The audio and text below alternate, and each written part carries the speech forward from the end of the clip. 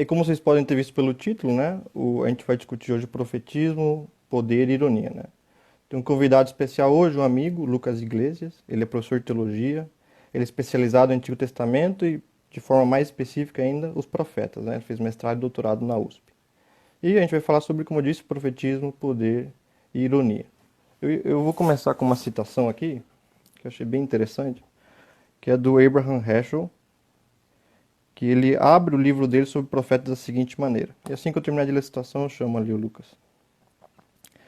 Que tipo de homem é o profeta? Um estudante de filosofia que se vira dos discursos dos grandes metafísicos à oratória dos profetas, talvez sinta como se estivesse saindo do reino do sublime para uma área de trivialidades.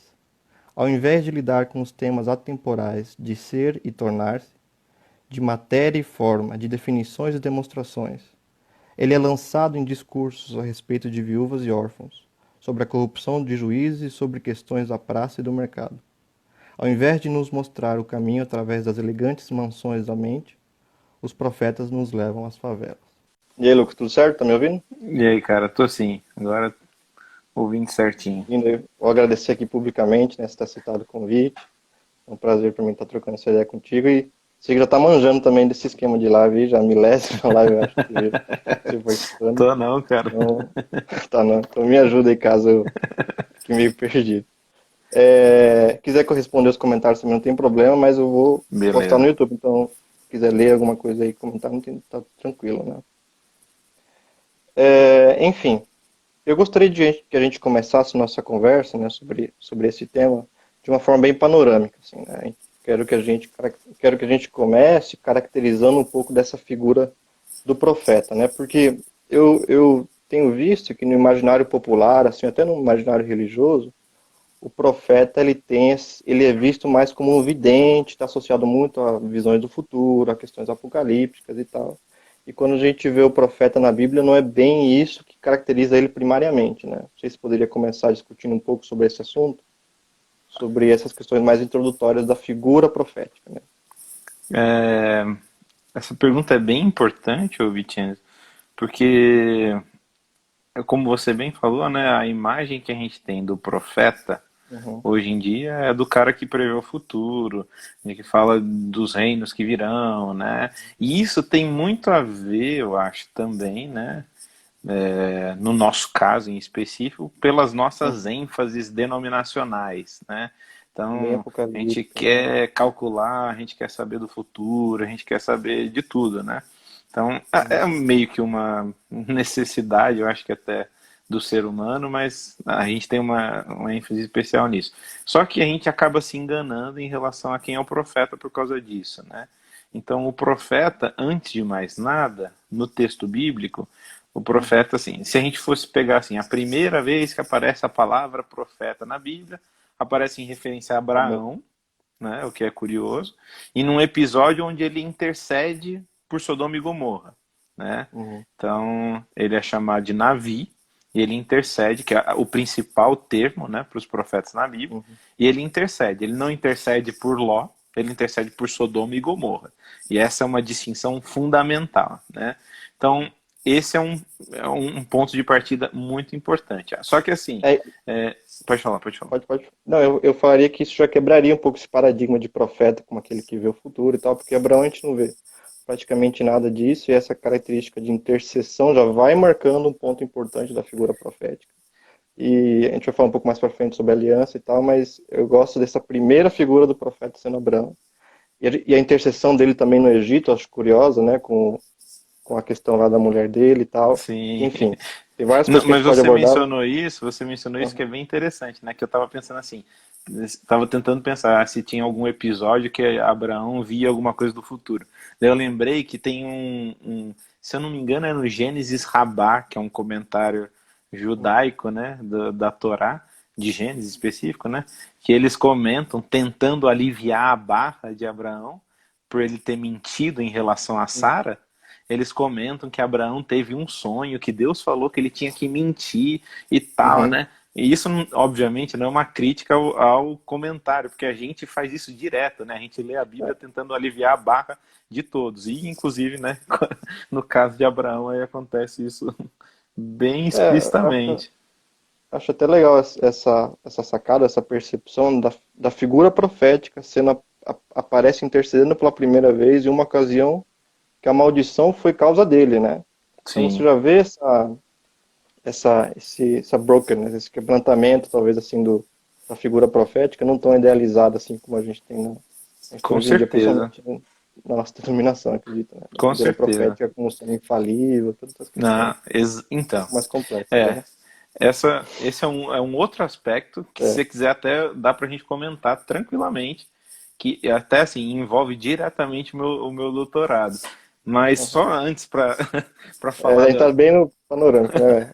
para falar Bom, do lado do outro lado lá da coisa, né? Então aparece primeiro em Abraão, intercessão. Só que uhum, assim, quando a gente vai falar de profeta na Bíblia, é unânime que o paradigma, o modelo do profeta, né, ou o modelo de todos os outros que vêm depois é Moisés. Tá? uhum, Então, ele é aquele que é o primeiro comissionado, a gente tem no texto, né, esse comissionamento, ele é enviado, aparecem os verbos comuns para o mensageiro ou profeta e etc. Né? E nos episódios de Moisés aparece para mim uma das primeiras definições bem interessantes em relação ao profeta, que é a questão do profeta ser boca. Né? Então, se a gente Êxodo cruza lá 4, né? os Êxodo 4,16 e 7,1, quando a gente cruza os dados aí desses, o profeta ele é a boca de Deus, né? O que também tem vários desdobramentos, né? Dele falar o que Deus quer, não o que ele quer e etc e tal, né? Então, eu acho que essas duas figuras são muito importantes e, de novo, nesse episódio de Moisés, o termo que aparece é Navi. Tem mais outros três, que são outros três termos comuns nos profetas, que são Roê, que é traduzido literalmente como vidente, tem o Rosé, que também é traduzido como vidente, tanto é que quando os profetas têm uma razão, é uma visão e etc. Né?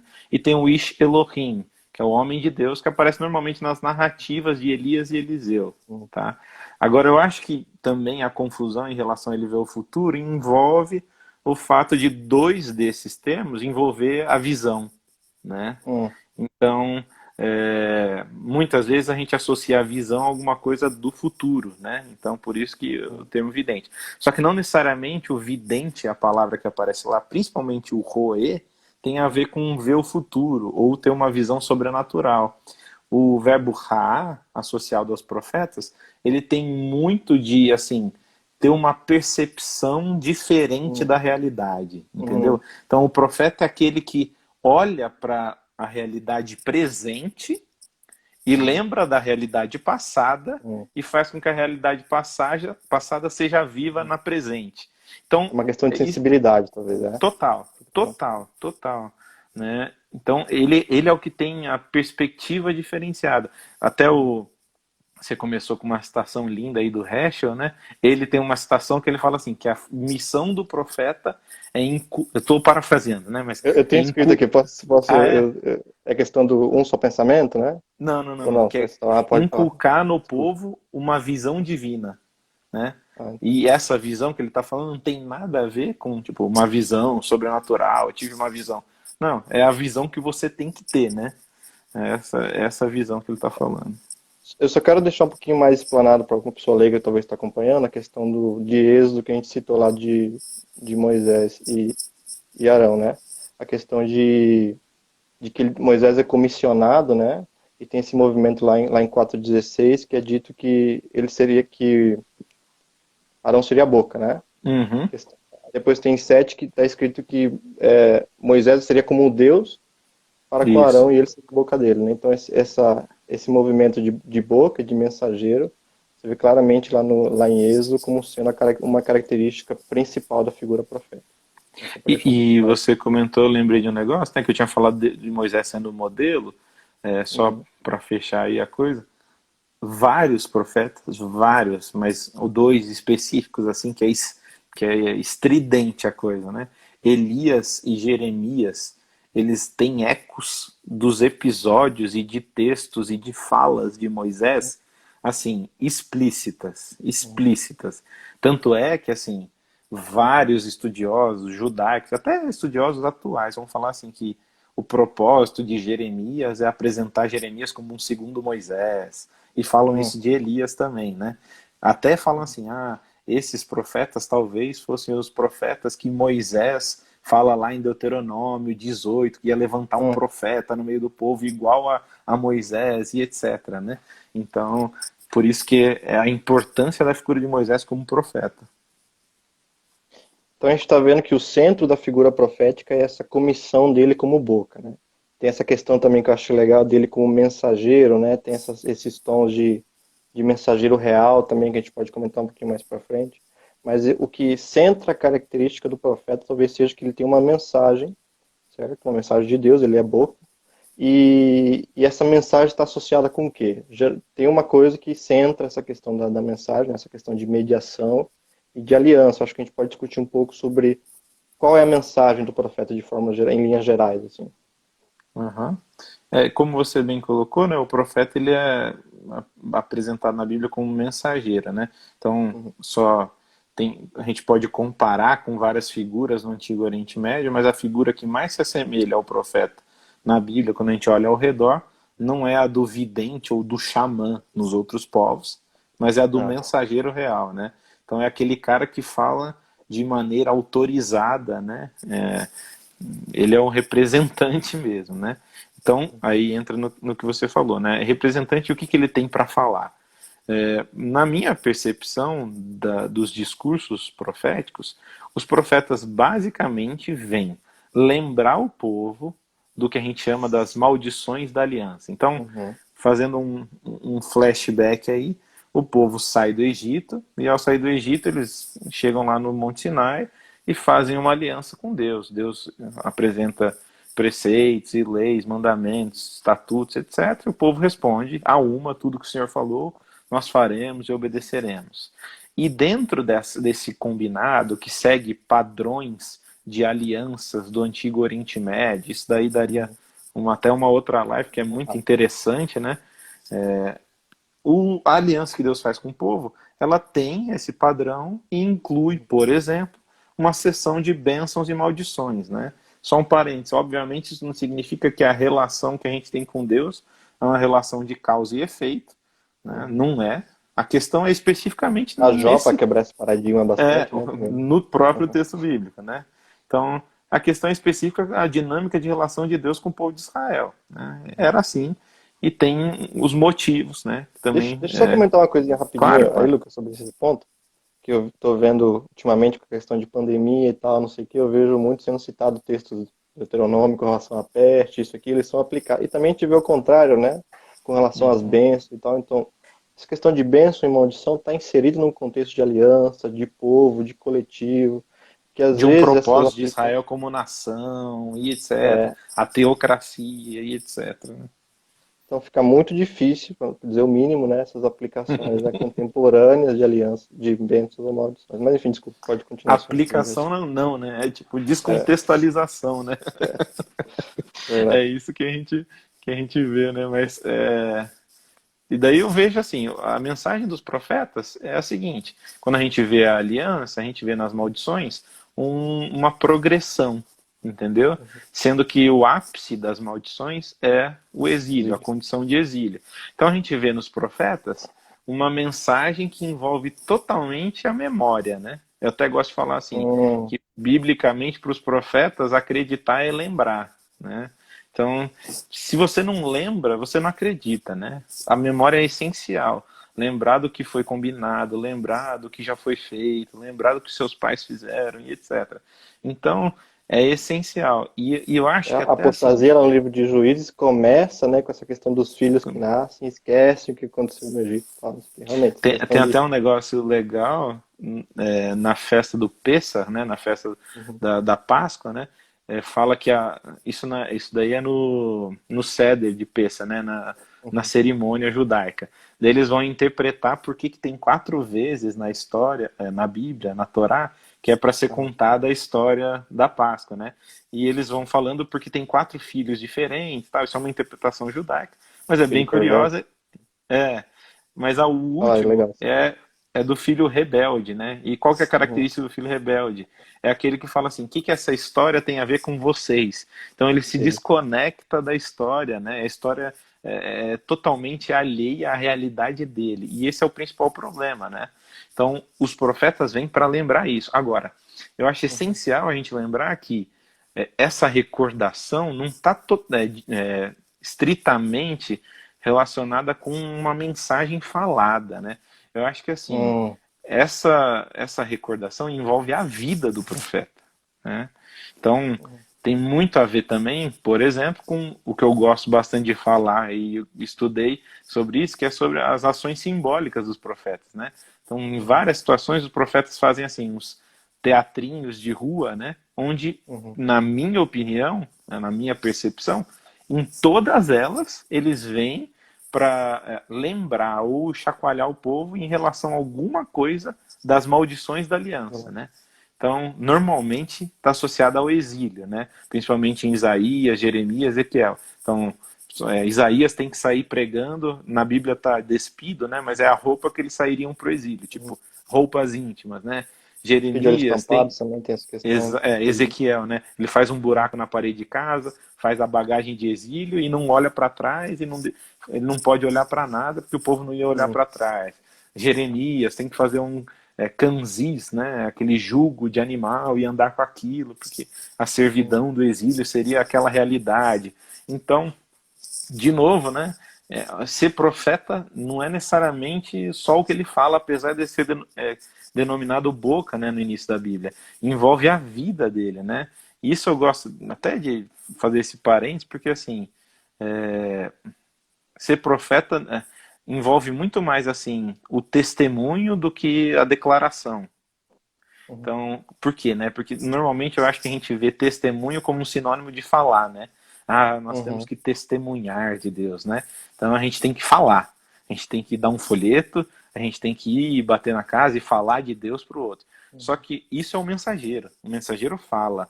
A sim, testemunha, ela testifica que a palavra que foi falada é verdadeira. Então, não uhum. necessariamente o testemunho tem a ver com a fala, né? Tem a ver com tudo, né? Com a ação, com a experiência, com a Você vida, etc. você me fez lembrar uma coisa, não sei se tá uma viagem minha talvez, né?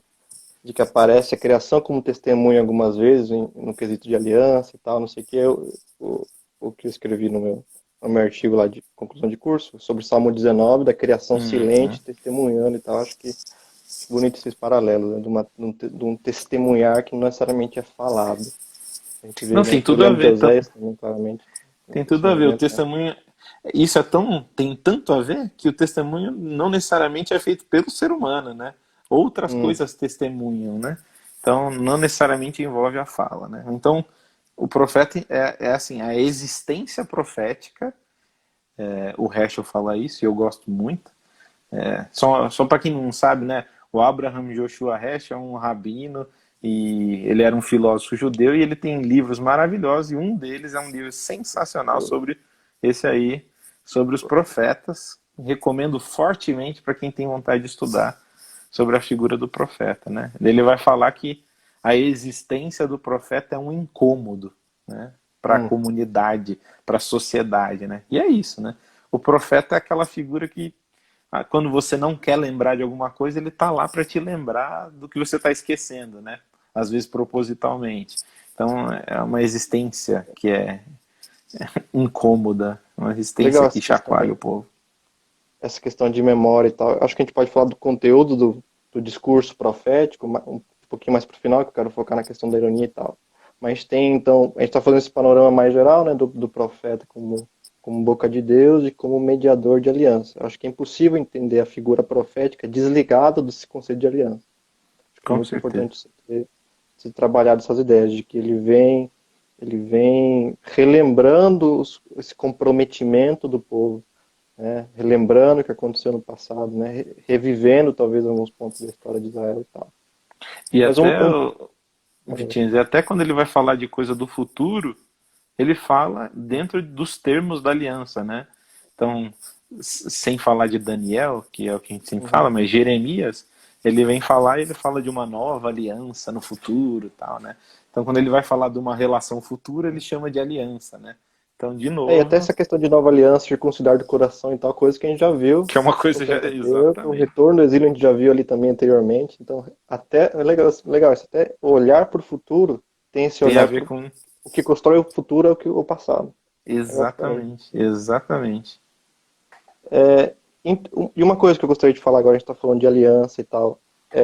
Eu vejo no texto bíblico, me corrija se eu estiver errado, né, mas de que a aliança bíblica, né, a aliança de Deus com o povo, principalmente, nasce em oposição a algo. Claro que a aliança já existia, ela não é, a gente vê ali que não é e tal, mas eu acho curioso quando aparece, por exemplo, quando Abraão é escolhido, Gênesis 12, né, essa oposição dele a Babel, né, ou seja, a escolha dele Uhum. de comprar esse momento de aliança vem a oposição que aconteceu em Gênesis 11 com Babel. Eu vejo muito disso, a escolha do povo sendo tirado do Egito e essa oposição da aliança no Sinai com o que acontecia no Egito, né? E todas as leis e a forma de vivência relacionada a isso. Uma vida que é em oposição a esses modelos a essas estruturas e tal. Então acho legal a gente introduzir mais ou menos esse conceito dessa aliança se opondo a uma realidade, né? Que é Uhum. a realidade que sempre ocorre uma vez que a aliança é quebrada, né? Porque Gênesis 3 tem essa quebra de aliança, Gênesis 4 a gente tem Caim e Abel, entendeu? Então, existe uma estrutura que emerge uma vez que a aliança é quebrada. Então, existe essas oposições, eu acredito, né? Entre Aham. essa estrutura de vida na aliança e aquilo que se opõe a ela. Sim. Você segue essa linha de raciocínio mais ou menos? Ou o que você tem a Não, não, dizer eu sobre essa questão da concordo, eu oposição? concordo 100% e a gente tem essas, vamos falar, o contraponto, né, ao que é esse relacionamento de aliança com Deus, em momentos diferentes, em situações diferentes, é, envolvendo povos diferentes, né? Você bem mencionou aí, eu acho que um exemplo clássico, né, do Egito e da situação de escravidão, né? E quando você vai estudar a dinâmica as políticas, né, de relação do Egito, a questão da escravidão, a abundância, estocamento e etc, né? Então, isso é uma realidade, a gente vê Deus tirando o povo dessa realidade e fazendo coisas subversivas com o povo, né? Hum, Então, um povo que está acostumado com demandas sem fim e etc. Tem um Deus que liberta o povo e convida o povo para descansar num dia. Tipo, isso é revolucionário, né? Num contexto estrutural desse, como você colocou, né? Ou, tipo, um povo que tem que estocar comida o tempo inteiro, tem armazéns do faraó e tal, e o povo, ele e pode recebe o até um ano maná, e também a questão da terra, né? Que o povo fica nos anos de jubileu, anos sabáticos, sem, com eu acho certeza. essa posição ali, né? Uhum. Sim, antes disso, né, o maná, né? Imagina, você Verdade. vai pegar isso pelo dia, e o único dia que você vai estocar é na sexta por causa do sábado, né? Uhum. Que é o dia que você descansa, você não faz nada. Então é totalmente subversivo, né? Então o Shabat, né? Quando o povo sai do Egito, o Shabat é um ato de subversão, né? Eu acho até hoje Uhum. pra gente, né? Porque de Tem um certo livro, modo a gente. tem esse título, né, do Sábado como Subversão, esqueci o nome do... Mas, enfim, Eu desculpa, não que veio à lembro. minha mente. Não, não, não, Mas, tranquilo. Mas é, mas é, enfim, um, é subversivo, né? Porque a gente vive numa sociedade bem com uma dinâmica parecida, né? Essa loucura, Uhum, tal e etc. Então, uhum, a gente vê isso. Agora, para mim, um exemplo que eu gosto bastante desse contraponto, né? Não sei se você já queria. E o vamos Kenny trabalhando falou. nessa questão. O Kenny Obrigado, falou esse aí que mesmo, é o próprio Brueggemann o que fala. sábado como resistência. Então, esse até dando fazendo um parênteses, esse o Walter Brueggemann é um cara fenomenal para o que a gente está falando agora, né? Que é essa contraposição a uma estrutura não divina, né? Uhum. Ele tem livros maravilhosos, maravilhosos sobre Imaginação essa. profética, né? Então tem essa imaginação profética. Tinha até separado um para mostrar aqui, ó. Esse daqui é muito legal, ó, que ele fala sobre a interrupção do silêncio e tal. Hum, Deus comanda que nós falemos, tal. uhum, Então, ele é vivo ainda, né? Então, um uhum, cara fantástico. Mas voltando aí à questão, né? Para mim, o exemplo clássico que eu gosto dele é de Salomão, né? Então, o Brugman, inclusive, isso não é ideia minha, o Brugman vai falar, né, de como a dinâmica governamental, né, estrutural do reino de Salomão começa tal qual já havia sido dito, né, através de uhum, Samuel, e Deus não queria que o povo tivesse um rei, etc., que aconteceria, né? Então acontece. E o Brugman vai falar de três pontos fundamentais, né? Anotei aqui até, que ele fala que são os pontos essenciais desse reino, né?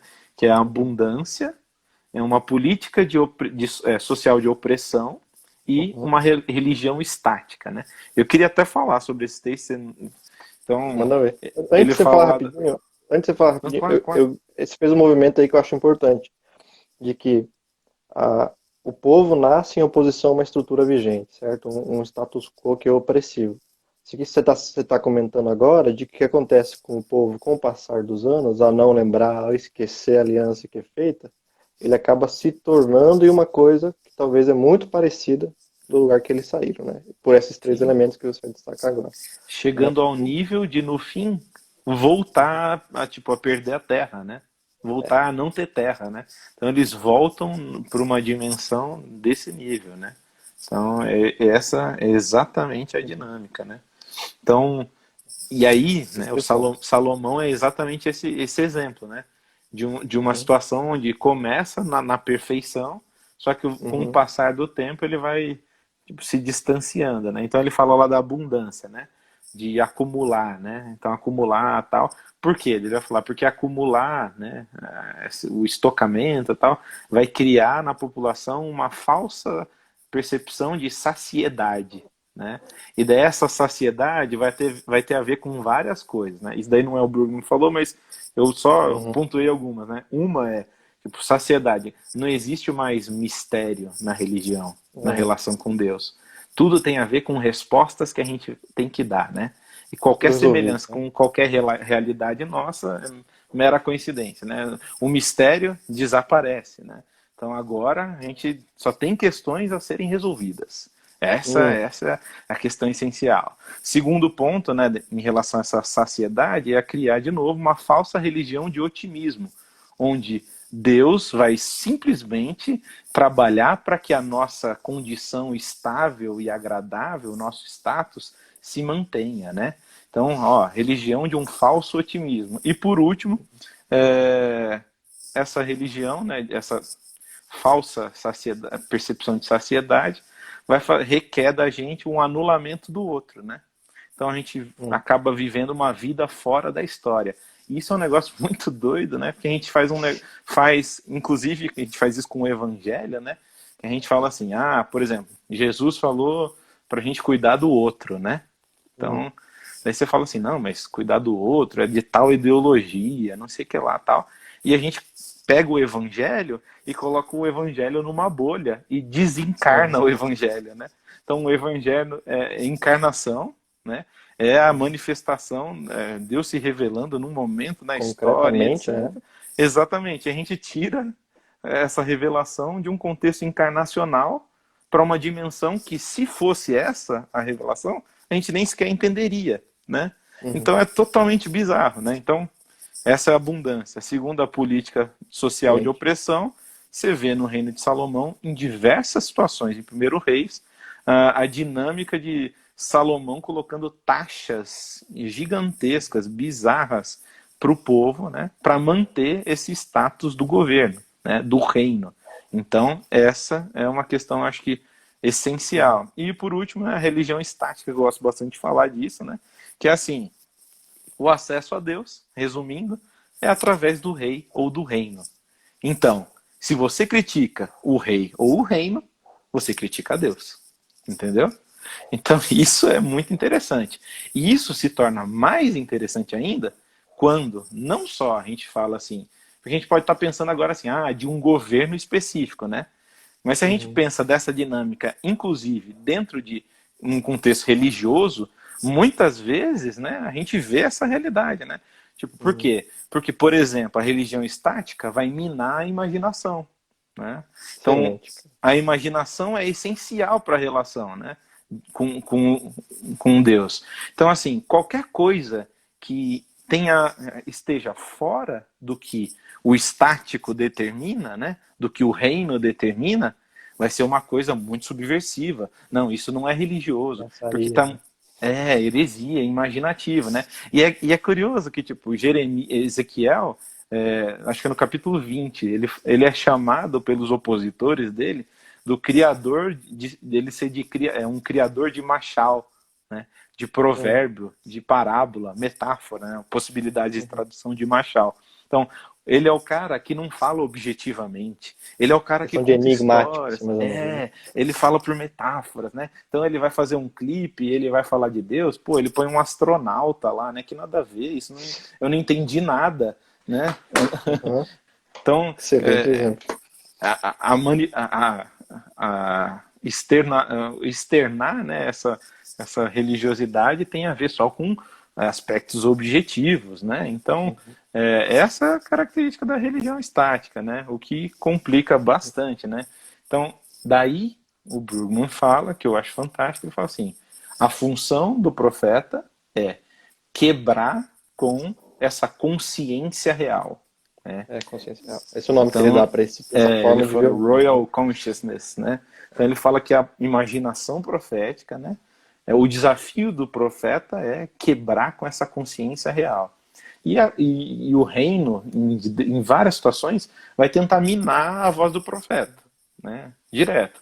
Ou acabando com ele, né? Tipo, matando, ou jogando ele para fora, ou não respondendo e, tipo, ignorando, não no sentido de, tipo, deixar o cara longe, mas no sentido de, tipo, ouvir e não fazer nada e não considerar e ignorar mesmo no sentido que a gente conhece da palavra, né?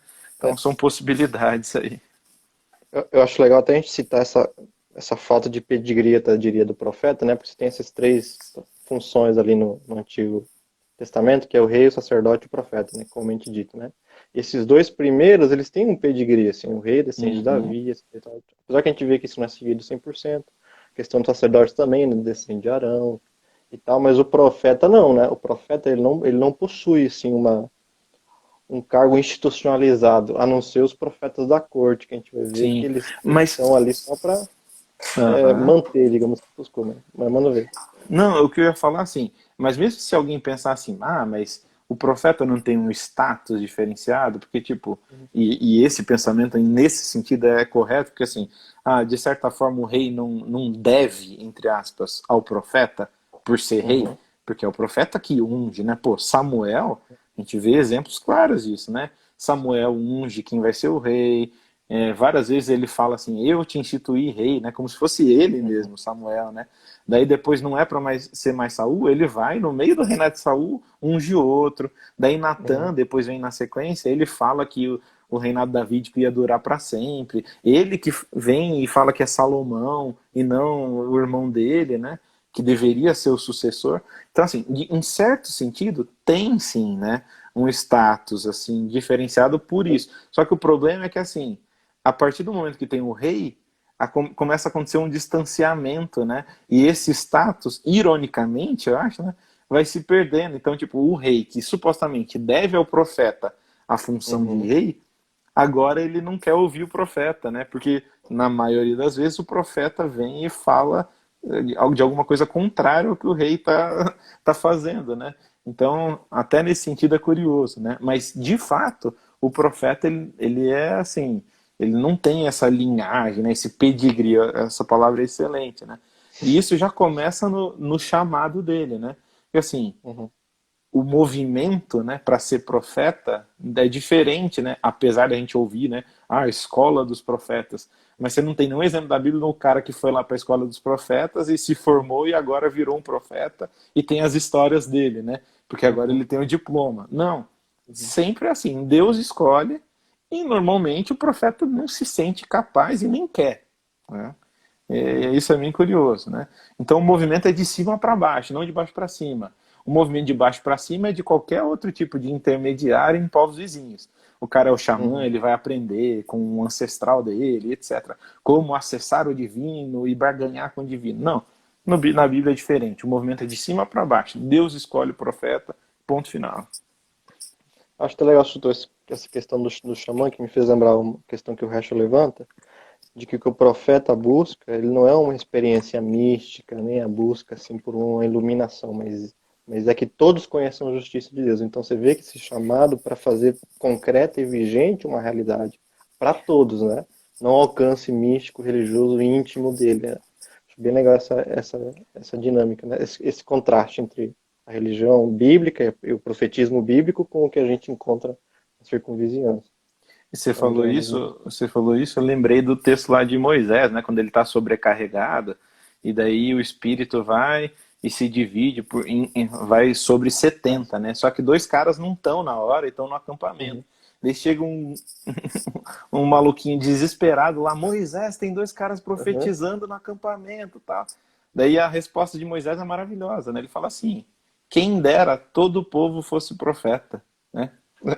É isso, né? É isso, né? Quem dera, não precisava de um profeta, porque daí todo o povo era profeta, né? Não precisa de um intermediário, né? Eu acho que a gente até pode comentar um pouco, ainda nessa sessão nossa sobre poder e tal, sobre a questão do patos, né? Porque é uma questão que o Heschel traz bastante, nessa questão do sentimento do profeta, ou seja, para associar um pouco com o que a gente está dizendo, né? Você vê que o profeta está enxergando uma realidade, como você disse, monárquica, né? Que no Uhum. fim do dia ela é insensível, né, à realidade concreta da vida, digamos assim, ela é insensível no final do dia à própria vida, né? Porque ela é opressiva, ela mata, ela destrói, ela é violenta. Você vê esses vários elementos dentro dessa consciência monárquica, né? E o profeta enxerga isso e ele sente essa questão do patos, né? O que que ele sente? O que que é o patos, né? De acordo com o que Heschel articula, né? Mais ou menos. Acho que é importante É, para a gente entender a figura profética, essa questão do esse sentimento. é, com certeza. Essa eu acho que é de uma das grandes contribuições, né, do livro dele, né? Que ele vem com esse tema que é fantástico, é o profeta associado ao patos divino. Então, resumindo bem rapidamente, né? Patos é uma palavra grega que está associada diretamente à doença, né? A gente fala algo que é Patologia. patológico, é que é da doença, né? Agora, os gregos falavam disso em relação à paixão, né? Então, tudo que é da paixão é algo doentio, né? E nós devemos buscar não a paixão, mas a razão e etc, né? E daí a consequência última em relação a Deus é que o Deus nunca vai ser um Deus que tem sentimentos, que de forma alguma, né, que se envolva com patos, né, em patos com o ser humano, né? E daí o Heschel vem e desconstrói completamente essa percepção grega, né? Então ele vem para os gregos e fala assim: meus amigos, vocês não estão entendendo a Bíblia hebraica, e explica para eles, né? E ele fala: quando a gente lê o texto bíblico, a gente vê um Deus completamente apaixonado, né? Usando o patos, né? Então é um Deus que sente, né? E eu acho isso lindo, lindo, lindo, que assim, se tem uma coisa, ele fala, né, que é divina em Deus, né, é ele, o fato dele sentir. E daí muita gente fala assim, poxa, mas Deus sentir, a gente não está diminuindo Deus? Pelo contrário, né? Talvez a gente só. Antropomorfizando ele também. É, exatamente, essa é a pergunta, né? Mas é o contrário, né? Talvez a gente só sinta porque ele sente, né? E o Uhum. nosso sentimento é distorcido e o dele é perfeito, né? E daí ele vai dar exemplos disso que eu tô falando, né? Então ele vai falar da ira.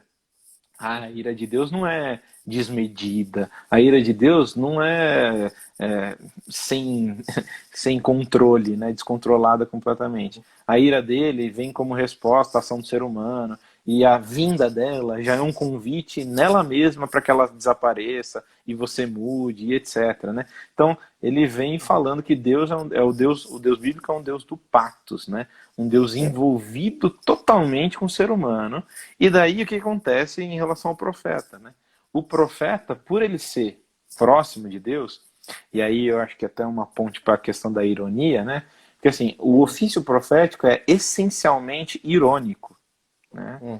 Porque a ironia, sendo bem assim, um resumo porco da ironia, né? É assim, é, é algo, mas não é algo, né? Então a fala que você diz, né? Poxa, sei lá, você fala um dia de chuva, você fala, poxa, que dia lindo, né? Então Uhum. assim, você está falando alguma coisa, mas não é aquilo que você está falando, né? Uhum. Então o ofício profético é essencialmente irônico, né? E a minha tese envolve falar que Uhum. não tem como a gente entender o profeta, ou melhor, vou falar diferente, né? A chave para a gente entender o ofício profético no texto é a ironia. Então, Uhum. ela envolve desde do que é ser profeta, e daí vem a questão do patos, porque assim, o profeta ele é povo, só que Uhum. ao mesmo tempo ele tem informações privilegiadas, o texto bíblico até fala que o profeta participa do sod, né, do conselho, do segredo divino, né? Então o profeta ele é participante disso, só que ele não é Deus, ele não é sobre-humano, ele depende da graça de Deus, ele é povo. Só que ao mesmo tempo que ele é povo, ele tem essa informação e ele vê diferente as coisas. Então Papel ele mediador, né? ele é o Tá no entre, meio. exatamente, exatamente, né? Então por isso que também que o profeta sofre tanto, né? Porque Hum. ele e aí vem a questão do Pátria. Ele sente um pouco o que Deus sente, né? Vendo a Eu tenho uma desgraça do citação do Heschel povo. aqui que eu gostei bastante, eu separei aqui, mas é esse conceito, né? De que Aham. a sua verdadeira grandeza é sua habilidade de manter Deus e o homem em um só pensamento. Esse elo, né, que você tem comentado. Exatamente, exatamente, né? E é assim, é a grandeza e é a tensão, né? Porque assim, como manter Deus e Uhum. o homem num só pensamento, né? Imagina, é complicadíssimo, né? Como fazer isso, né? Então, assim, por isso que os profetas sofrem o tempo inteiro, né? Eles ficam desesperados. Você vai ver vários profetas assim, basicamente xingando até Deus, né? Usando Uhum. palavras assim para dialogar com Deus, né? E eu estou pensando aqui agora em Jeremias, nos lamentos Uhum. dele, não no livro de Lamentações, na seção do livro de Jeremias, que são os lamentos de Jeremias. Ele fala assim com Deus, né? Vamos colocar assim, eufemisticamente, né? Apaixonadamente. Uhum. Então, ele fala irado, fala com raiva, tal. E ao mesmo tempo ele sofre, né, com o povo, tal. Ele é um cara envolvido emocionalmente. E daí de novo vem a questão do Patos. Por quê? Uma das questões essenciais da pregação profética é Uhum. acabar com uma coisa que é comum, nossa, falar minha, né? Que é a indiferença. Então, Uhum. se tem uma coisa que a gente corre o risco de ser constantemente é indiferente a qualquer coisa alheia, né? A gente só quer pensar no nosso, né? Só na nossa vida, na nossa família, etc. Se a gente está bem, o mundo está bem, né? Então, o profeta ele tem que vir e quebrar com essa indiferença. Por quê? Porque essa é a natureza divina, né? Não ser indiferente, né? Deus, ele se preocupa com o ser humano, né? Se preocupa. O resto até vai fazer uma afirmação bem, assim, bem questionadora, né? E Uhum. eu acho que eu vou deixar ela só no ar, mas eu explico isso em sala de aula. Mas ele fala num livro lá que é o Man is Not Alone, que ele fala assim que Deus está tão envolvido com o ser humano que ele precisa do ser humano. É. E isso é muito doido que ele fala. Só que ele vai, só para não deixar assim também, é mancada, né? Tá Mas bom de levantar sua dúvida. Ótimo. ele vai Mas falar vamos. que é uma dependência autoimposta. E daí Uhum. é a partir disso que ele desenvolve, né? Mas é bem interessante o nível, né, de envolvimento que ele vai falar, né? A aliança é um Então, exemplo desse envolvimento. a função profética, então, vem quebrar essa falta de sensibilidade, né? Esse calejamento do coração do povo e tal. A gente pode entrar de cara, então, na forma com a qual o profeta faz isso, né? Você vê que ele faz através de uma linguagem poética, criativa, literária, apesar de ter as encenações, como você escreveu e tal, mas as próprias encenações, o que a gente tem acesso hoje é literariamente falando, né? Sim, sim. Tanto é que Então, pode falar. vários caras vão chamar as ações simbólicas de metáforas, tipo, vividas, entendeu? Ah, Então, é não, uma perfeito. Tem imagem. essa ideia metafórica e simbólica até na própria encenação e tal. Não sei o quê. E uma forma que ele utiliza bastante, pelo que você escreveu na sua tese, é essa ferramenta da ironia, né? Que tem essa ferramenta da linguagem, né? Da literatura e por que essa ferramenta é utilizada e por que ela é tão poderosa. Você meio que deu uma introdução um pouquinho atrás, eu queria que você falasse, expandisse um pouco mais essa questão. Cara, Da isso ironia. é um assunto que é, Em 15 minutos que a gente tem pra que, assim, eu gosto demais, demais, demais. Daria pra ficar falando umas a duas gente abre horas mais disso 15 fácil. depois, se topar. Mas, assim, os profetas são poetas, né? E, basicamente, todas as mensagens que eles apresentam, assim, majoritariamente, elas vêm em poesia, e não em narrativa, não em prosa, né? Então, tanto é que, assim, para quem gosta de estudo dos aspectos literários da Bíblia, né, tem um livro que eu recomendo bastante, que é A Arte da Poesia Bíblica, do Robert Alton. Ele vai ter um capítulo dedicado somente à poesia profética. né? E daí, dentro desse capítulo, ele vai mencionar, é isso aí, excelente, é esse mesmo, Vitinhos. Ele vai mencionar que um dos pontos centrais, né, dessa poesia profética envolve o que lá ele chama de sátira, né? Daí, Hum. nos meus estudos, tá, eu gosto bastante de um autor chamado Northrop Frye, né? Ele é Esse é vai chato demais. pegando aí Eu tô lendo ele agora, cara. Tô sério, lendo o The Código Great dos Code Códigos. com. É, tô com Worth with Power ali também. Foi mal. Legal. Mas manda ver. Ele é maravilhoso. Mas é no livro Anatomia da Crítica. Nesse Uhum. livro ele vai falar, ele vai fazer uma definição que foi maravilhosa para mim, que ele fala assim, que a sátira é uma ironia militante. Eu adorei Hum, isso, né? Ele fala assim, essa coisa de ironia militante, ele fala, por que militante? Mas porque ela tem um alvo, né? E a uhum, ironia na mensagem profética sempre tem um alvo, né? Pode uhum, ser uma nação estrangeira ou o próprio povo, que é o mais comum, né? Então, por que, que o profeta usa da ironia militante, né? Então, primeiro, obviamente, o alvo. Depois, uma característica comum da ironia militante, dessa sátira, é o emprego de imagens absurdas e grotescas no discurso, né? Tem vários, tem a utilização do ponto de vista, né, do outro. Então, é muito legal, cara. Ele vai, o profeta, e vai criticar tal povo, que o povo, sei lá, é corrupto e só pensa. Ele vai falar de Tiro, por exemplo, Ezequiel 27. Daí ele vai falar dos bens de Tiro e como Tiro se preocupa com os bens dele, né?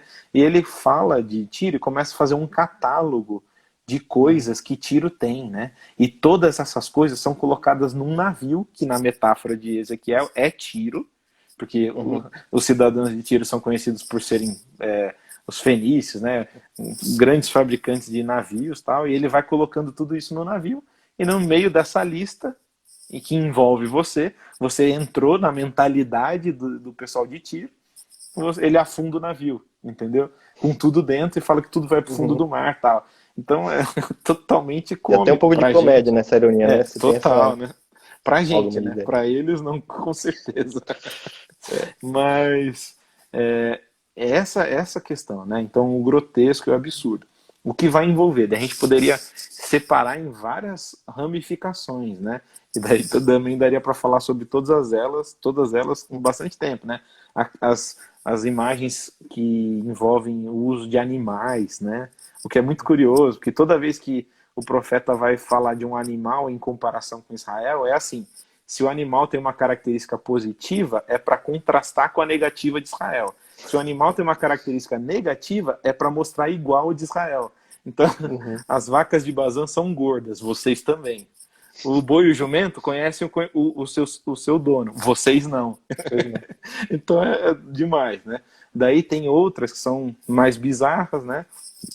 Mas tão interessantes quanto, que são as do campo por exemplo, imagens que envolvem dejetos. Então Hum, isso é bem cômico, né?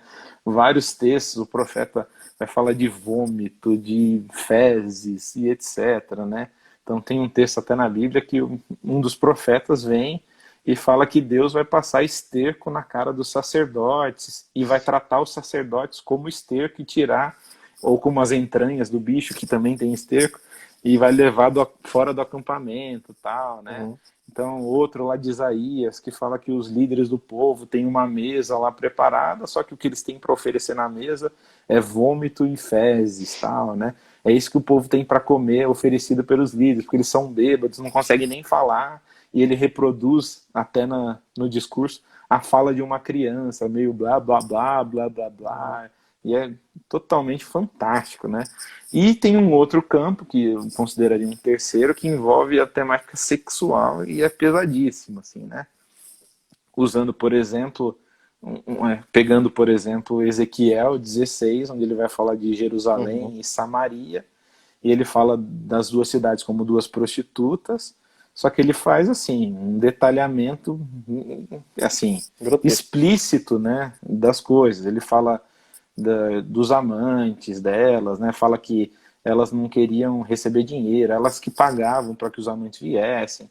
Elas têm saudade de tal povo por causa dos membros deles e por causa de Uhum, um fluxo de não sei o que e etc. É assim, uma linguagem, de novo, explícita, né? uhum, bem pesada. Então, agora a questão que para mim eu acho que é importante é assim, por que, né, essa linguagem? Foi o que você falou, né? Tipo, por que essa linguagem?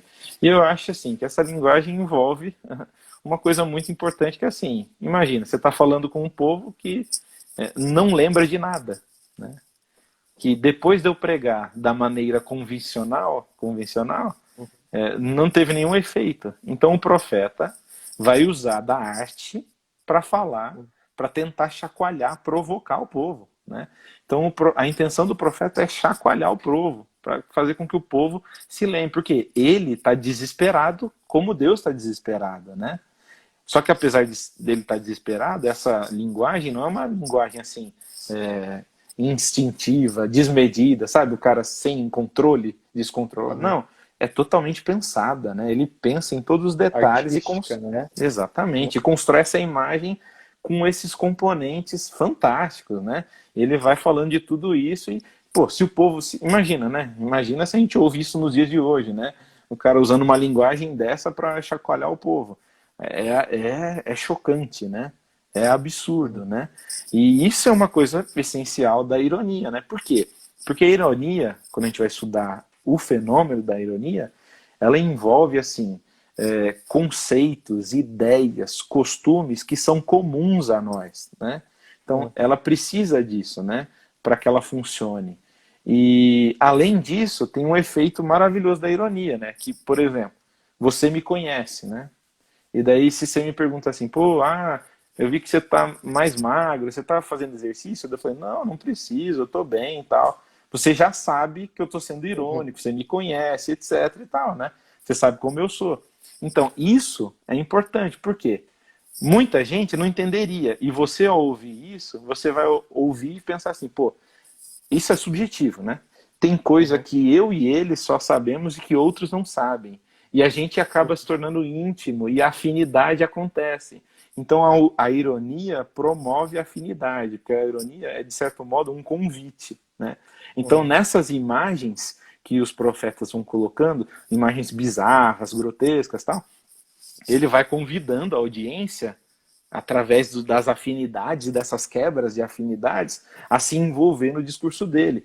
Então tem várias vezes, né, coisa que acontece direto, o profeta vem e começa um discurso irônico ou satírico, criticando para Jerusalém, para Judá, Samaria. Então eles começam criticando Samaria e tal, daí de repente o povo tá, é isso mesmo, é isso mesmo. Daí do nada ele fala assim, mas vocês são pior. E daí começa a destruir Judá, entendeu? Então assim, ó, vamos, ele convida o povo, né, a compartilhar esse conjunto, né, esse quadro aí de conceitos, de concepções, etc. E daí quando ele tem a audiência com ele, ele quebra. Ou não necessariamente ele quebra, né? Só dele ter junto essa afinidade faz com que você tenha com o falante, né, com aquele que proferiu aquilo, uma relação diferente. Nem que seja para assim, ouvir mais, né, o que ele fala. Então, isso é essencial, né? Essencial. E, obviamente, que eu já falei que assim, é o que é o explícito, né? Como essas imagens provocam, né? Provocam, são provocativas e etc. Tal. E isso é bem curioso, né? Bem interessante, né? Porque os profetas eles vão usar de linguagem que envolve o absurdo, né? Então, assim, até eu vou dou aula de profetas, né? Aqui no teológico, né? Daí a pergunta que sempre vem é assim, pô, então a gente tem que fazer assim, né? Uhum. E essa é uma É. pergunta interessante, no mínimo, né? Porque assim, Uhum. será que a gente tem que chacoalhar mesmo, ser provocativo e tal? Então, assim, vou responder de um jeito bem, assim, como fala? Não é político.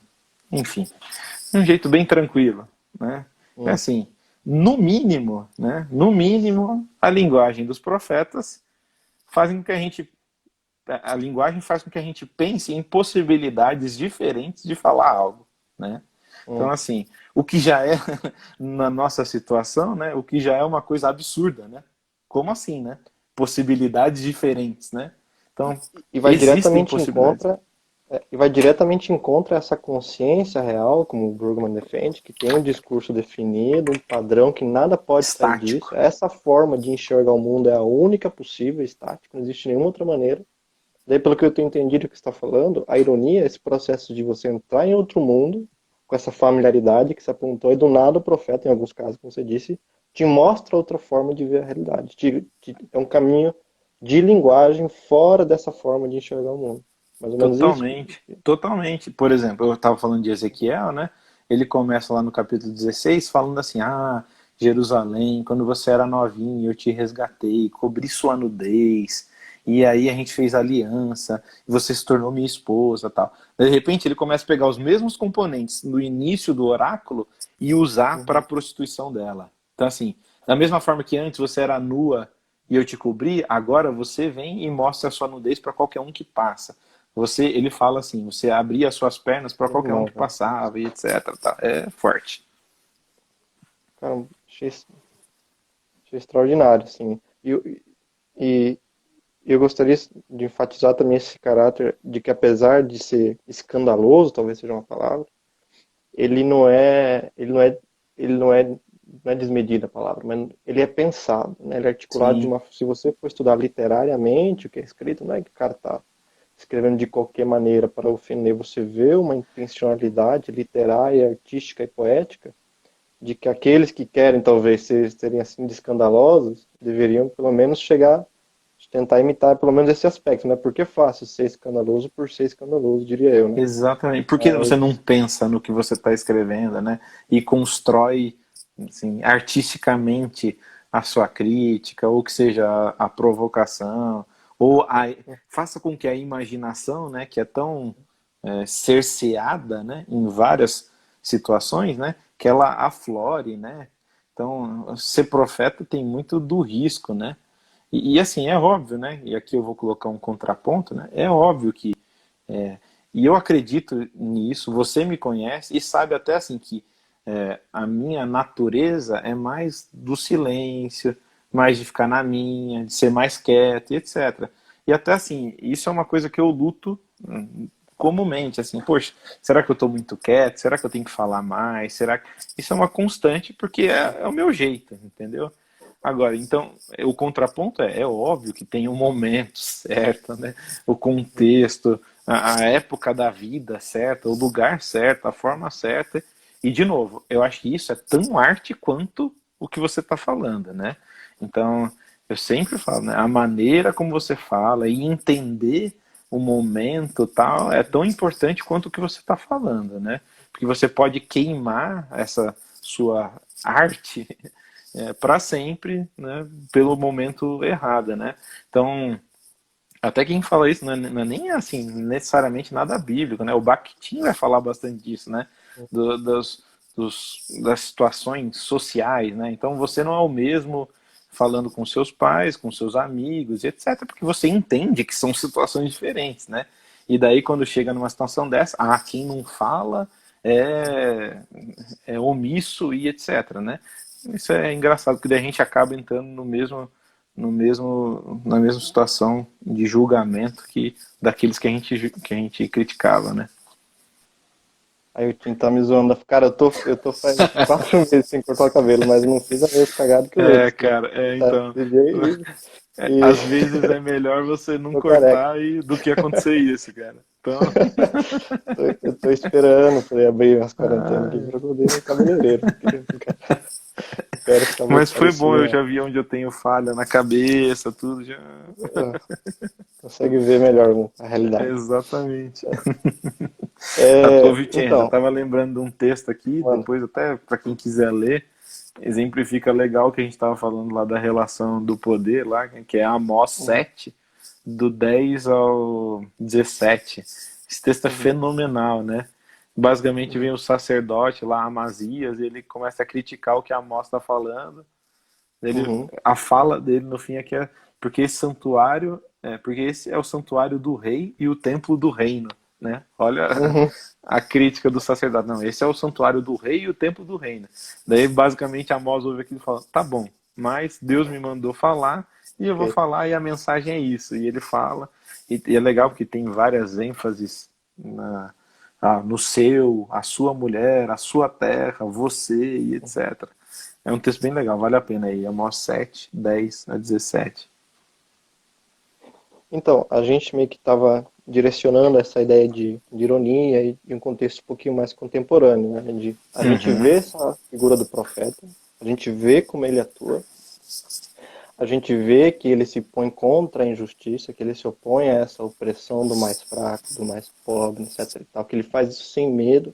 Sem medo eu não diria não, mas tipo assim, Uhum. com risco de morte ele faz de qualquer maneira, né? Mesmo assim, quero dizer. E uma tentação nossa, eu vejo, e a primeira pessoa que me atentou a isso foi esqueci o nome do cara, um cara que ele escreve sobre Heschel, né? Ele diz mais ou Uhum. menos a seguinte ideia que ele apresenta, né? De que ele lê o discurso de Heschel, discursos proféticos, ele acha muito bonito, muito poético, etc e É tal, o mas ele como Kaplan? filósofo, é, ele como filósofo se sente de certa forma ansioso pelo fato de que o discurso profético ele é tão facilmente sequestrado, diria eu, por ideologias que têm uma sede por justiça, claramente, Uhum. mas eles usam o discurso profético, a gente vê isso no cenário, obviamente, religioso, né? E um método meio texto-prova, de que pega um texto lá que a gente tem que cuidar da viúva, do órfão, e constrói toda uma utiliza o texto, diria, como uma muleta para exemplificar, digamos assim, uma ideologia que talvez não tenha nada de bíblica, nada de aliança, como a gente falou nesse contexto, né? Uhum. E eu me vejo, assim, falando de um contexto mais contemporâneo, meio que sem saber para que lado olhar, porque a gente vê de um lado, né? Isso é uma coisa, como eu te falei, tenho conversado bastante com o Luciano a respeito disso, de que de um lado a gente vê um discurso religioso que é por vezes apático e até opressivo, né? Uhum. Ele ignora o texto e a realidade bíblica nesse sentido, né? Que ele ecoa, como você disse, essa realidade monárquica real e tal, de que está tudo resolvido, está tudo certo, tem que seguir Estático. assim assado, é estático, não existe espaço para o imaginativo, não existe espaço para o diferente, etc. E tal. Esse é um lado de ignorar o texto. E do outro lado eu vejo um lado que tem, obviamente, mais sede por justiça, por igualdade, etc. e tal, mas eu vejo que muito da bagagem profética, que é imaginativa, criativa, bela, etc. e tal, deixar de lado. A gente só pega, constrói umas formulações teológicas e utiliza o texto como uma muleta para justificar certas visões filosóficas. Eu até estava vendo uma entrevista do Brugman, que ele Uhum. diz o seguinte, de que ele fala no contexto americano, dos liberais, que são os de esquerda, né, que essa nossa a paixão dos liberais por justiça, ele até se inclui nisso, inclusive, engraçado, é perigosa, porque acabam gerando fórmulas e ideologias que podem ser tão opressivas como a consciência real anteriormente. Então, o caminho do profeta não é doutrinário ou formulaico, é poético, ele diz, né? Que não se Ideológico, né? permite, que não se permite ser reduzido a fórmulas ideológicas e filosóficas, mas ao ser metafórico e imaginativo, ele, em vez de restringir, expande significado. Não sei Uhum. o que você enxerga nesse contexto mais contemporâneo, se você concorda nessas duas oposições, ou você não vê tanto mal em a gente dialogar com esses tipos de ideologias e tentar achar um Uhum. meio termo, talvez. Acho que eu tenho conversado com o Luciano, encaixa mais nesse ambiente, Entendi. nesse. A minha percepção disso, né, tem a ver, assim, acho que o oposto ajuda a gente, eu acho que ajuda a gente a responder isso, né? Que Hum, é assim, você estava falando de apropriação ideológica, né, de uma realidade uhum, bíblica, né? Eu acho que a sim. questão essencial é sempre a gente voltar à realidade bíblica, né? Quando você volta ao texto e você vê que o texto anterior a qualquer tipo de ideia dessas, que se, sei lá qual que seja, né? Uhum. Ele fala disso, né? Isso é o essencial, né? E daí quando a gente vai ver o que envolve essa fala do texto bíblico, e aí usando. Opa, Opa, tudo certo aí. Caiu aqui do apoio. beleza. Estou nos livros aqui, então qualquer hora ele. Peraí que tá. Enquanto você vai Vamos lá. arrumando aí, uma coisinha bem rapidinha aqui. Você falou dessa apropriação ideológica do discurso bíblico.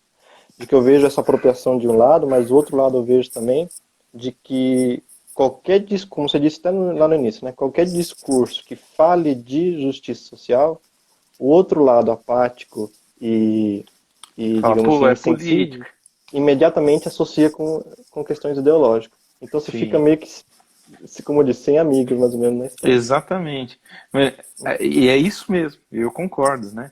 Para mim, Hum, daí a resposta tem a ver assim, como você vê assim, na origem, né? O que que essa ordem de cuidar do próximo, o que que ela está associada, né? Então, para mim, assim, é bem claro, né? O profeta, quando ele fala para cuidar da viúva, do próximo, necessitado, não tem a ver com nada de ideologia, né?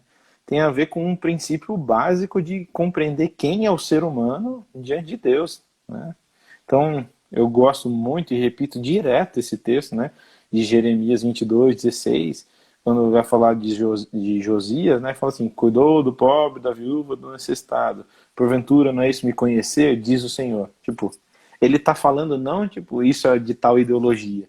Ele não está falando uhum, isso de fulano outro tal falou sobre isso. Não, ele está falando assim: uhum, conhecer a Deus é isso, né? Então assim, de alguma tem um jeito mais claro, né? Assim, é conhecer a Deus, né? Conhecer a Deus. E é legal que assim, Jesus vem e repete, né? Quando você faz isso a um dos meus pequeninos, você está fazendo a mim e tal. Então uhum. assim, eu acho que o problema, né, de associar a ideologia é um problema totalmente anacrônico da gente que lê o texto hoje, né? Mas você Tanto, não diria, talvez... Ah, desculpa, termina seu comentário. não, não, o que eu ia falar aqui é tanto do ponto de vista Uhum, dos dois lados, né? Se é que tem dois lados, né? Mas dos dois tem essa lados, questão. né? Então, eu acho que assim, a questão envolve religião, né? Então, e essa, na verdade, eu acho que assim, é a revolução, uma da religião bíblica, né? Que é o quê? Uhum, Diferente de várias sociedades, né? Na época de Israel ou posteriores, que falavam que cuidar do outro é importante para uma sociedade viver bem, Israel fala sim, é importante para viver bem, mas não só isso. Isso é parte da religião, né? Então, isso envolve a relação com Deus. E isso uhum. é totalmente, assim, inovador, né? Então, eu acho que tem a ver com, assim, entender que o texto bíblico fala disso muito antes de qualquer tipo de ideologia, né? Então, Tá. tem a ver com isso. Agora, vai, obviamente, coincidir em algumas situações e vão se apropriar do texto para falar coisas. Claro, claro, né? Isso é óbvio, né? Mas eu acho que a nossa tentativa sempre, né?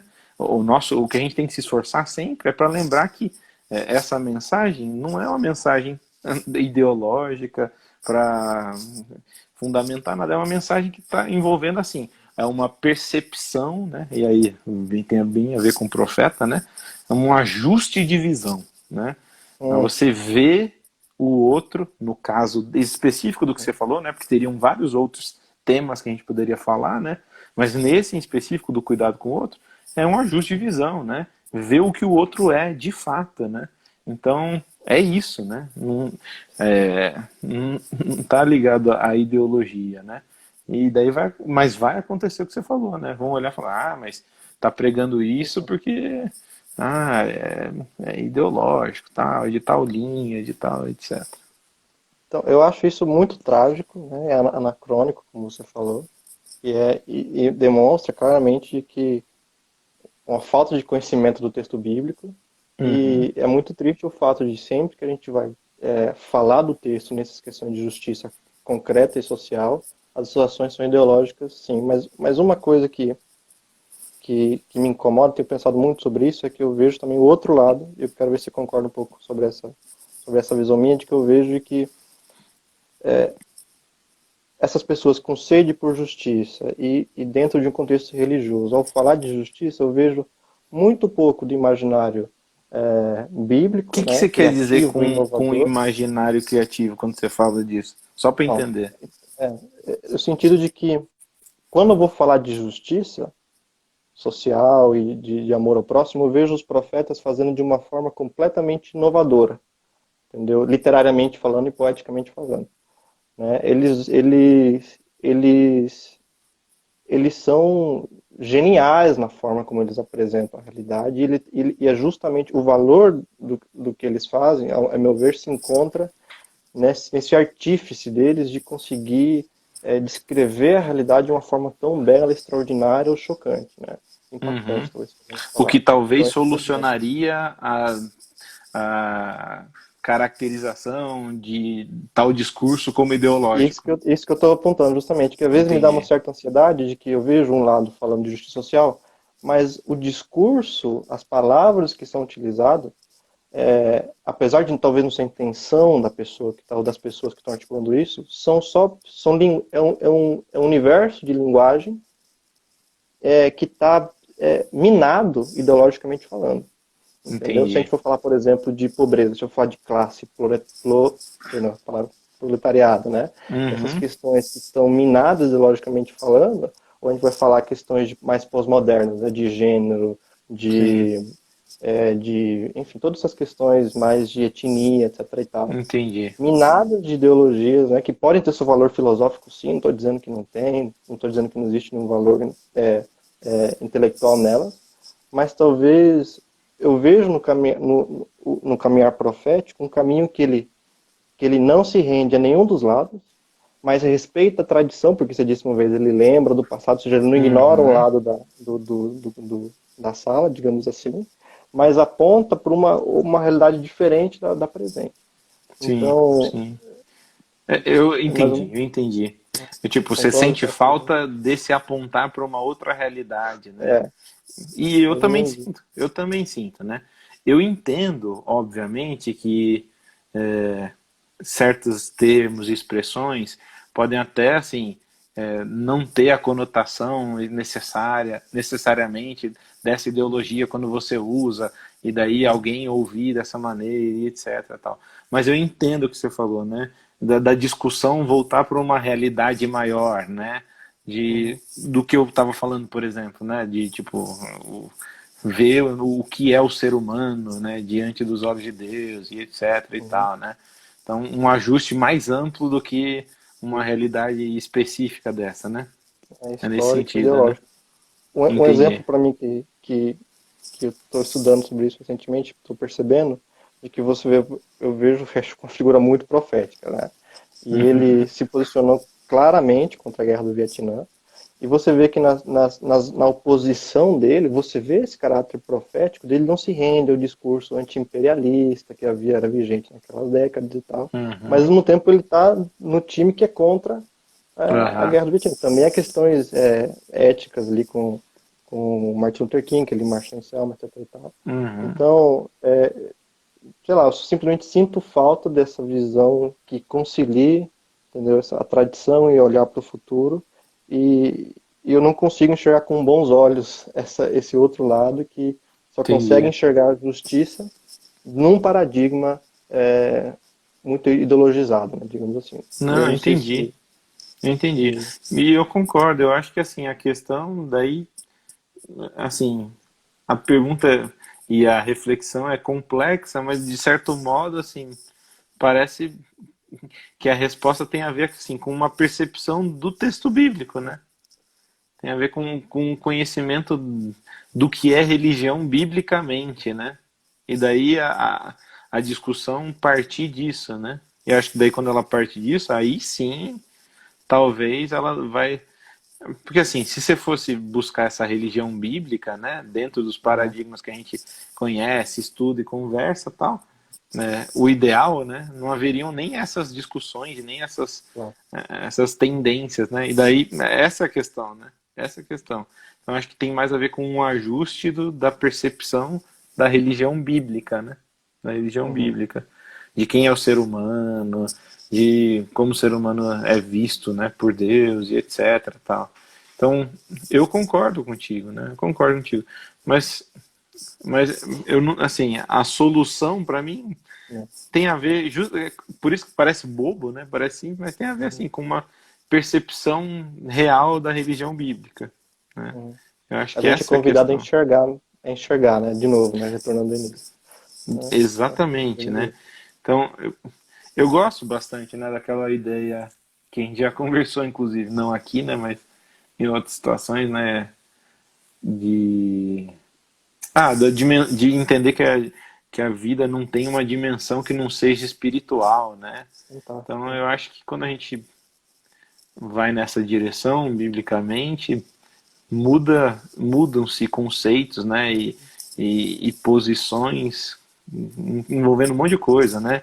Envolvendo o seu tratamento com o outro, envolvendo o seu tratamento é, com a terra, né? E várias outras questões. Então, eu acho que isso é muito importante, né? Entender que a vida é espiritual, né? A vida espiritual. E isso, de novo, tem a ver com uma percepção, né? A Uhum. percepção de que a vida tem essa dimensão. Completamente, né? Então, fechando, então, toda essa nossa discussão sobre profetas e tal, eu gostei muito que você disse no início de que o profeta é um poeta, né? E o Walt Whitman, ele escreve um livro de poesia dele, Leaves of Grass, não sei como está traduzido em português, mas ele descreve amplamente o ofício poético como sendo aquele que enxerga, né? Como sendo o Uhum. poeta é o sacerdote do invisível.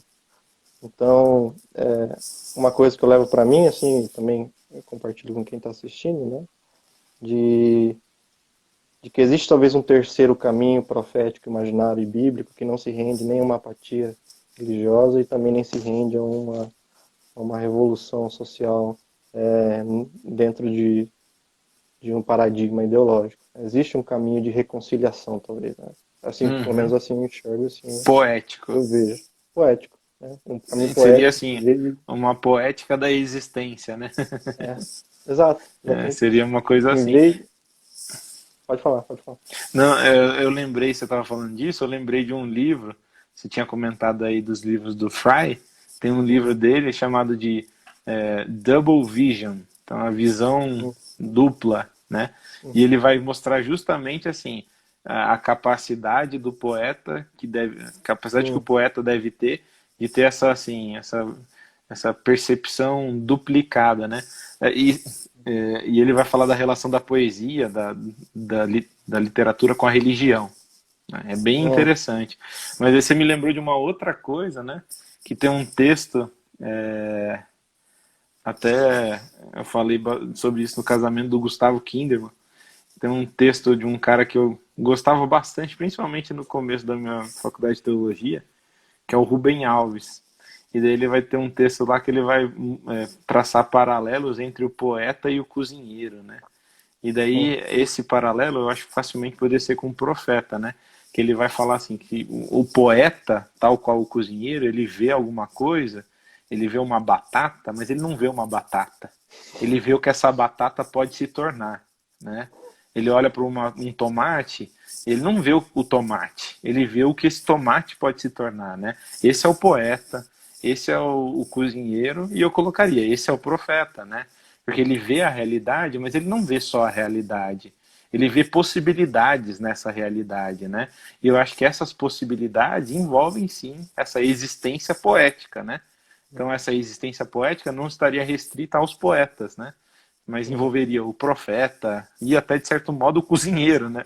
O que é bem Sim, interessante, porque ele vê é meio tosco, né? Mas faz todo sentido, né? Ele vê alguma coisa, mas ele não vê aquela coisa. Ele vê uhum, além daquela coisa, né? Eu acho que esse é o ajuste de visão que a gente deveria ter, né? Inclusive em relação ao que você estava falando, né, das ideologias, né? Porque quando você olha para essa coisa, você vê além dessa coisa, aí de certo modo resolveu, né? Essa visão uhum. poética ou essa existência poética, né, que a gente deveria ter. Que permite um mistério que justamente é o que quebra essa consciência real. E também onde Como nasce, eu acho, essa esperança inquebrantável do profeta de ele olhar constantemente para frente com uma esperança que parece que me impacta a esperança de, apesar de haver exílio, destruição, ele está constantemente apontando para uma realidade futura, na qual sim. vai ser diferente, né? Concluindo mais ou menos isso. Umas últimas palavras também, respeitando seu Não, tempo aí também. não, e é isso mesmo que você falou, porque assim, o profeta, ele vem lembrar, né, dessas maldições, só que ao mesmo tempo, ele também lembra que apesar das maldições, Deus resgata o povo, né? Que não é uma coisa nova, aparece já depois das maldições da aliança, né? Assim, mesmo assim, depois que estiverem dispersados, etc e tal, eu vou trazer vocês de volta, né? E o profeta vem e lembra disso também, né? Ele vem e traz a desgraça, só que fala assim, mas mesmo assim, Deus vai agir assim, vai pegar o restante, o resto, tal, e vai fazer de novo o povo, e vai ser a alegria de Deus, etc. O Sofonias termina desse jeito, exaltando Hum, essa possibilidade, né? Então, e daí é legal, né? Porque assim, o profeta é aquele que vem e eu tô falando sério, né? Ele vem trazer esperança. E a esperança que ele vem Eu só falei trazer, um ponto rapidinho antes de te cortando, claro, né? Que claro. aí outro problema de linguagem, né? De que esperança é outra palavrinha nossa que está completamente desgastada, né?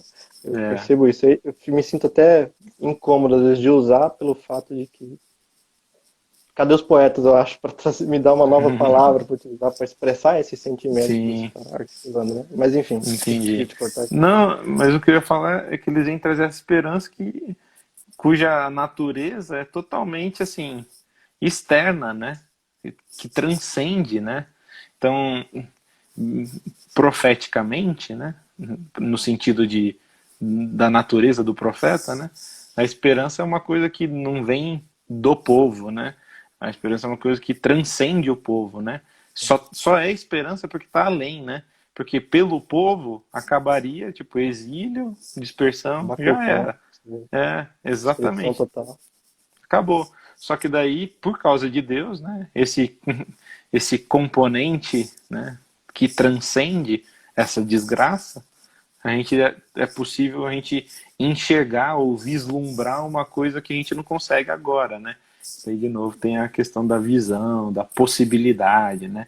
Que está totalmente associado com esperança, com certeza. Fantástico, Lucas. Obrigado, viu, de novo por aceitar o convite.